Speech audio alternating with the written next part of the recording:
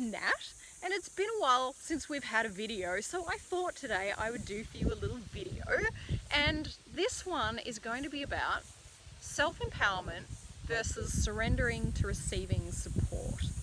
And why is that so important, particularly for women in the startup phase of business, but also people in the startup phase of business? What is self-empowerment through my eyes? I run a group called Women in Leadership Connection Self-Empowerment Support.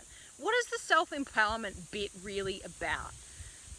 To me, what that's about is being able to operate from a place in the world where you're connected to your intuition, to your intuitive intelligence, and you're able to operate from that and trust in that and go with the flow in that.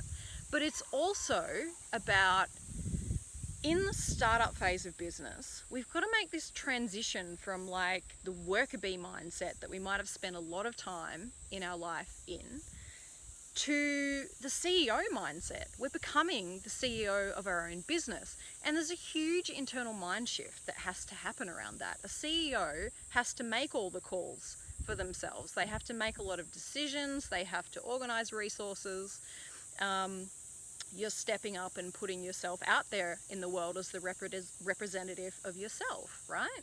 So that takes a big shift in us. That means that we need to shift our focus and be able to embody self-belief and trust within ourselves.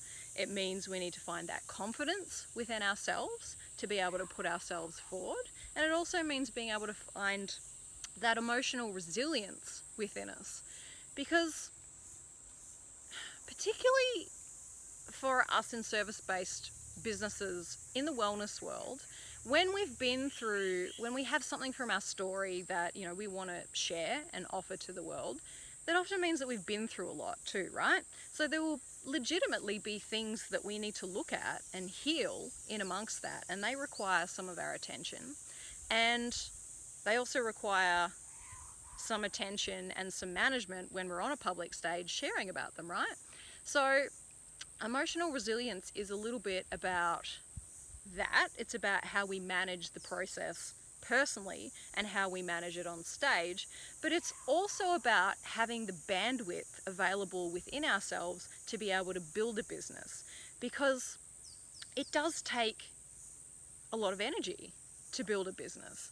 It takes a lot of focus to be able to build a business. In order to manifest anything, we need to have energy available within us to put towards creating that, to put towards seeing more clients, to put towards bringing in the resources, yeah? So this is why self-empowerment to me is a really important thing for women in startup to be working on, because that's needed. When we're in the self-doubt place, when we're in the fear place particularly, we can't necessarily tap that beautiful intuition, that beautiful trust, and all those beautiful things that we need. So this is why it's really important to be cultivating self-empowerment, right? But self-empowerment doesn't mean in isolation and separation from other people.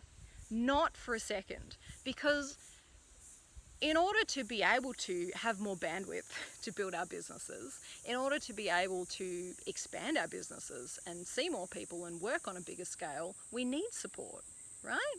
We need a team. We need people who can be as much there for us as we can be there for them. And it's about human relationship, right? There's an aspect of that that requires that we be able to give and receive within that. So it's not, self-empowerment is not about, you know, the isolation and becoming this big, powerful person who doesn't have other people around. That's not what it's about. It is absolutely about being able to surrender to that give and receive of creating support and receiving support as well as giving support. And I cannot tell you the number of times, because this relates as much to our personal relationships as it does to our work relationships and growing our businesses, right? Because you will have heard people say before, And I've heard it come out of my mouth many times before as well, right? And I can hear people laughing at me being the one saying this, that the same set of skills that it takes for particularly women to become, you know, your own director in your own business and to be that independent, strong woman when you need to be, separate to collaborations and co-creations, which of course you're going to create at some point as well, right? But that same set of skills that it takes to become that independent part of you can be counterproductive when it comes to expanding relationship. It can be that they end up blocking you. You can end up in like the superwoman, and it's the superman shadow as well, right? Where you're blocking and you're trying to do it all. You're trying to do it all, you're trying to get it all done yourself for multiple reasons. Maybe it's because you genuinely want to love and impress the people around you. You want their approval, you want to be enough, you want people to buy you. So, you know, you want to prove to them that I can do this. I really can do this business thing. I'm amazing, I'm enough. And it becomes about, you know, a kind of acknowledgement and validation a little bit in that respect. Sometimes we want that. And then sometimes there's times in life when we've maybe put out there for support and it hasn't been there, and then we're in a place of fear around putting out for support again and maybe being let down. So then maybe we try and do it all ourselves because sometimes it just feels easier to try and do that than to face the fear of going towards people again. There could be a lot of reasons for that, right? And legitimate reasons, because sometimes when you be real and be vulnerable, when you surrender and say what support you need and say where you're at and say that you feel like you're not coping, that does mean that something's going to change. In a company, that definitely means something might change, because that might mean that you bring on additional people to help manage the load or redistribute the load, right? And that's a good thing in business, because that means it can grow when you be real about what support you really need. It's really a good thing. But we can get stuck in the Superman, Superwoman shadow of being afraid to do that, because we can be afraid that we're going to lose, you know, the position, or we're going to lose the love or the clients or whatever the thing is. But actually, it's a really good thing to be able to surrender. Superwomen and supermen are super good at surrendering to receiving support. Repeat that after me. Superwomen and supermen are super good at surrendering to receiving support. Yeah?